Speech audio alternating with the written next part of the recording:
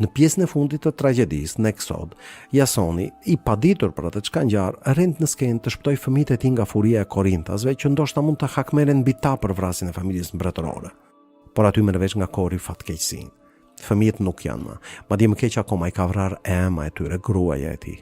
I dërmuar, kërkon t'i shoh, t'i preke, t'i puth për herë të fundit. Por Medea, hipur mbi një karrocë magjike tërhequr nga dragoj, nuk ja jep as këtë kënaqësi.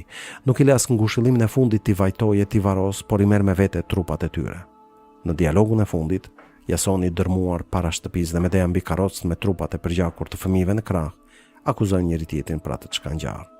Pas pak, Medea largohet me karrocën që ka dërguar i gjyshi, perëndia Helios, dielli, dhe Kori, i pamundur të shpjegojë me fjalë njerëzore atë që ka ndodhur, ja vesh atë vullnetit të perëndive.